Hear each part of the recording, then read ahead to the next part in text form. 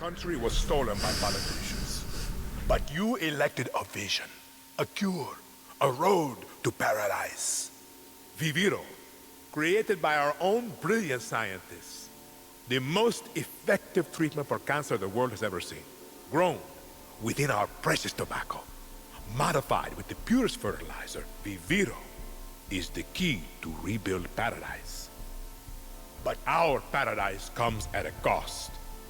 This our enemies will never understand. Yara did not elect me to do what's easy, but to do what's right. And so, with renewed focus, I must extend the draft to paradise. True Yarans from across our island, chosen to produce enough Viviro to heal the world and save our country. These lucky Yarans will be chosen by random lottery. Even my own son Diego will be drafted tomorrow. Hey, Dani. And like a true Yaran, he Turn that shit off. With a smile on his face. Precisamente. Exactly what Castillo. Well, hello everyone, welcome to TNG, and this is a very different video that I wanted to do. A very different kind of sit down and talk and discussion of my experience of Far Cry 6. So grab yourself a cup of coffee, cup of tea, whatever you drink, because I've just finished playing Far Cry and I need to talk about it. Let's do it. So you'll be able to get this in audio form and you'll be able to get it on video form. The video will be available on TNG, the YouTube channel TNG, and you'll be able to get this on my podcast TNG. Find it on all of your favorite podcasts apps. Search for TNG and you'll be able to find it there. So audio or video form. It's kind of one of my first sort of sit down talks on a video. And what I wanted to do was what I did start doing as a series where I kind of see what the first hour is like and then see if I turn it into a let's play. And actually what happened was I got kind of into it. I sat down and recorded probably what is round about 4 to 5 hours of footage of the game. And so let's talk about it. Just before I go on, if you're watching the video has early game footage. You're not going to see too much spoiler, just me going around the island doing some bits and pieces. But I am going to talk early story stuff. So do forgive me if there's some spoilers there. You have been warned. If you don't want to hear it, then, turn away now. And then if I remember to timestamp it, I'll timestamp it when you can come back when I talk about why I'm sitting down and doing this style of video than something different. So the original plan for me with Far Cry 6 was to basically sit down and do, as I said, do the first hour, record the first hour, see what it's like, and so on. I had an interruption. I had to do about 40 minutes. And then I had to go out. I don't know why I'm telling you this, but I'm telling you anyway. I had to go out, do some bits and pieces, came back and was going to record another 20 minutes or so, stick it all together, and that would be the first hour. Well, that 20 minutes turned into about 3.5 hours of gameplay. And some of the gameplay, as I said, you're seeing in the background if you're watching the video. If you're listening to this on the podcast, then, you'll have to imagine me playing Far Cry 6. What drew me in originally with Far Cry 6 was the concept and the character. It really was the enemy, who is played by the Mandalorian's Giancarlo Esposito. Sorry if I butchered the name, but that was one of my draws when I saw one of the trailers. And actually this concept, the trailer that I remember seeing was Castillo, who is the character that Giancarlo plays, giving his son a grenade to drop on a group of people on his island, or in the islands, the Cuban island that they have. And it was this kind of real cool concept of liberating an island, Just Cause style, if you like. And that's what kind of dragged me in. I love Just Cause, and I think it's a really cool game. And Far Cry 3 reminded me almost of the first person style of that. I played bits of Far Cry 5, and Far Cry 5 introduction was really intense. A lot more intense than this one. In the beginning of this one, we'll go into the story in a second. A bit more background context. So I was kind of genuinely quite hyped, and I've always wanted to really stick to a Far Cry game. There have been these games from Ubisoft, or before I go into that, what I should say is I'm going to ramble. This is unscripted. I've just finished recording. I've now doing this bit because of what's happened. But where was I? Yeah, the Far Cry games have always been a bit of an attraction to me. It's something I've always wanted to try and get involved in, and something to try and do, and genuinely just wanted to experience Far Cry. That's what I wanted to do, and I've got Far Cry 3, I've played a little bit of 4, and then played the first hour of 5, but never really went any further with it. But 5 had this real intense beginning, and I really wish I'd kind of just stuck with 5, to be fair. And I was humming and hawing about whether 6 is worth it, because with Far Cry, you kind of know what you're getting. It's the same kind of spin. It's the same kind of game between the, the last few have been very similar. Big island, big city, whatever you want, big place, capture your locations and so on, and kind of just go from there, really. And that's what Far Cry boiled down to.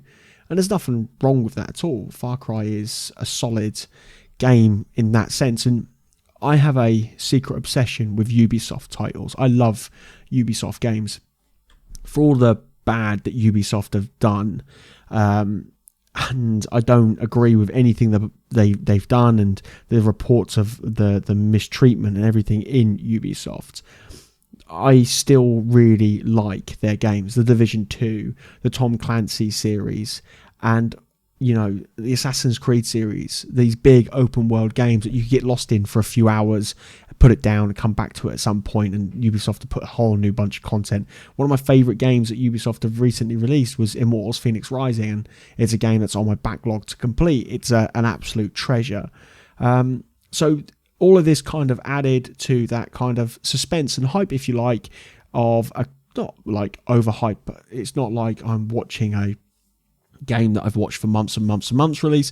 It's just hype there for me to enjoy, a Ubisoft title in due course, because Ubisoft titles are renowned for going on sale and picking them up ridiculously cheap. But nevertheless, I thought I would pay the £15 and give Ubisoft Plus a go. For those who don't know, Ubisoft have a subscription service where you can access all their titles for that subscription. It's one of the most expensive subscription services out there. I think it's a little bit on the expensive side for what you get. You do get hours. If you turn around and was like, I need to do, how many hours of gameplay do I get compared to, how much I spend, you're going to get good value for money. But that's not really the way to look at it. Ubisoft have a certain portfolio of titles, and their main premise, if you like, is big open world style games. You look at The Crew, which is a sports racing game, very arcadey, but it's an open world mix. It's got that same RPG style open world game, the way the Assassin's Creed series have gone, and so on. And I thought, I want to experience Far Cry 6, but I'm not prepared to drop the £50 just yet, because I don't know what it's going to be like. As I said, I've always been on the fence.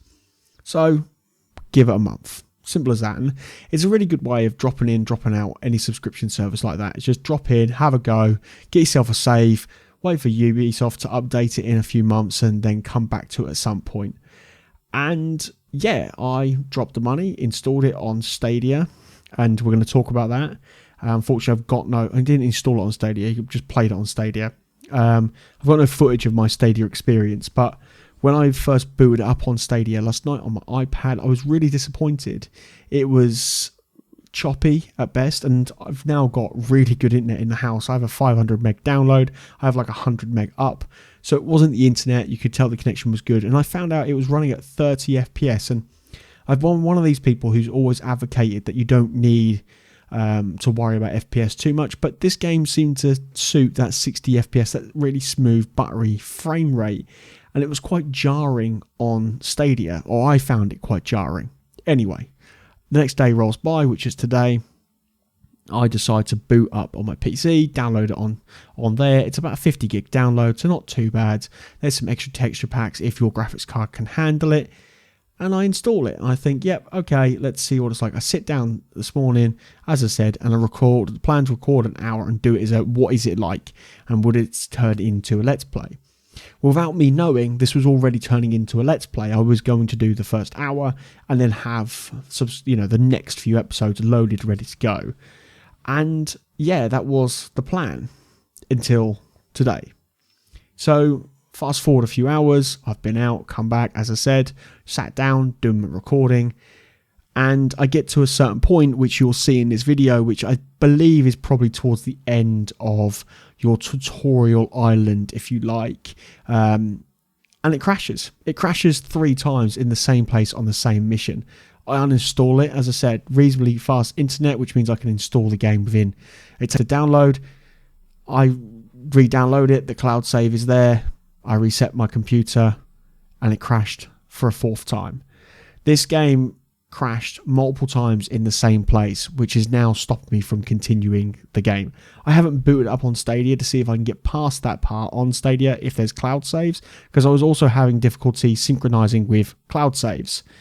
So yeah, there's this real issue that I've experienced that's now stopping me from continuing and enjoying the game, because I was enjoying it, or I have been. The story is, I mean, there's a story there. Whether it's going to light the world on fire is another thing. Giancarlo really does bring that character to life, and he is a villainous villain. And there's one scene at the beginning where you're on a boat and he comes out with this incredible speech because his son is on this boat. As I said, spoilers. And then all of a sudden it's like open fire, you know, and he's just this wicked villain. And yeah, I was just more shocked that I couldn't get past this mission because I wanted to experience more. I did open the map at one point and was like, Jesus, this game is huge. And from what I've read and what I've seen, the game is absolutely, you know, it's a carbon copy of Ubisoft, of what they know best, but, you know, magnified. Some of the cool stuff that I did experience, so I don't want to kind of hate on it, but some of the cool stuff that I experienced was, you know, you get this bloody jetpack, rocket pack thing. And it's like, what, you know, what is this? You get an alligator that follows you around and it tears things up. The gunplay felt nice. The movement felt good on my PC. It really did. It felt really solid in places. I would genuinely enjoyed the experience. As I said, the gunplay and the battles and stuff and being able to move quite sneakily around places was a real nice experience. You have this kind of, you go up to a fort or, you know, an enemy area, and you get to scout out the area. And there was one fort that I took. I remember if I remember, I'll put some of that footage in. And I took it all silently. Yeah, okay. I shot some and I used a machete. The killing blows are quite brutal. But I got round the island or this fort without being detected, disabled the alarms and so on. But you had kind of multiple options.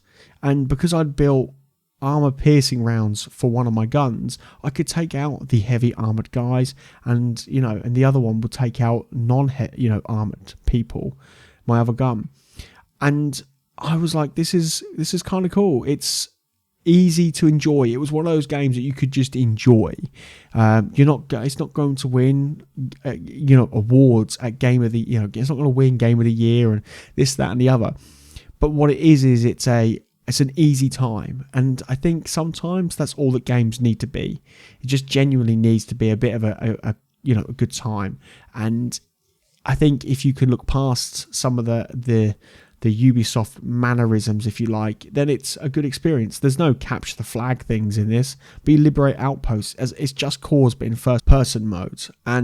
But for me, I can't play anymore. As I said, the crash is there. I can't experience this game for any more than what it is. I'm now stuck in this loop of this mission because we're all there ready to go. And when this mission starts kicking in, I can't do anything else. It's stuck. It crashes. Some of the other bugs I experienced, I had a sound bug where all the sound just disconnected and I couldn't hear anything. Really weird. Reset the game, sorted that out. And the other thing is it kept controlling my microphone. So I have my microphone set on Windows at a certain level.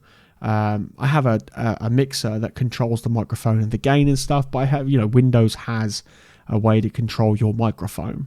And every time I kept looking over to my recording software, I could see my voice peaking at points. And I was like, what is going on? And I found out that, Windows was upping my microphone. I think that what it was is that the in-game voice, and it was upping it because of that. but I wasn't playing online. The other thing is, I noticed that it's got, I can't even pronounce it, Divino. It's got that anti-corruption software in it. It's there for pirates, not to pirate games. Don't pirate games, just buy them. And that can have a performance hit on systems. My system, by the way, is a GTX 1080 Ti with a Ryzen 5600X, 32 gigs of RAM. It's installed on an SSD. I reinstalled it on my SSD that was in PCI Gen 4. So I've got an SSD on my motherboard. I have two M.2 slots. One of them is a PCI Gen 4, one's a PCI Gen 3. So it's been on both SSDs. I installed it originally on the Gen 3, thought it might have been something to do with its installation path. No, it just literally crashes all the damn time in the same place.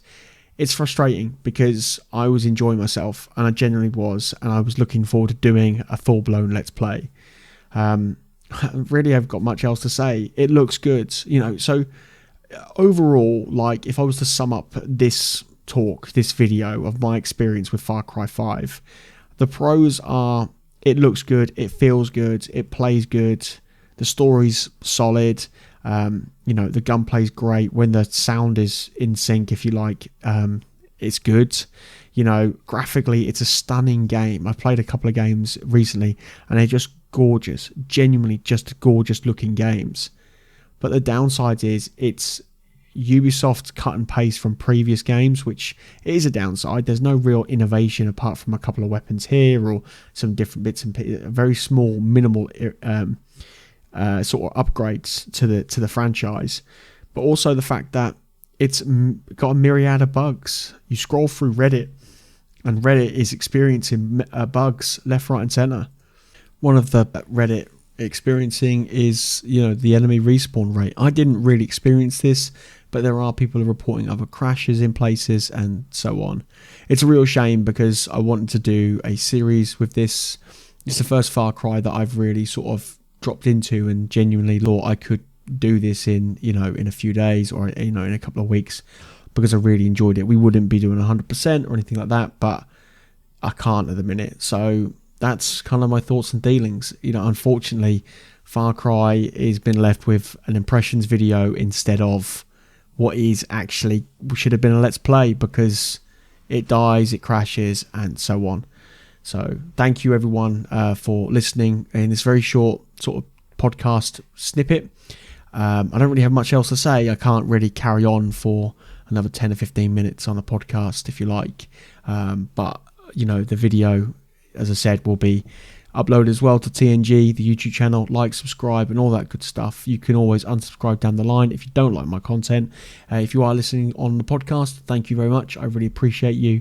You can get the podcast on iTunes, Spotify, or wherever you get your podcast from. You can download the Anchor app, go onto the Google Play or the Apple App Store, and you can download the Anchor app. Leave me a voice message, get in touch with me. I really would love to know if you're experiencing any problems with Far Cry, or is this the best Far Cry yet? Let me know, and I look forward to speaking to you very soon. Bye-bye.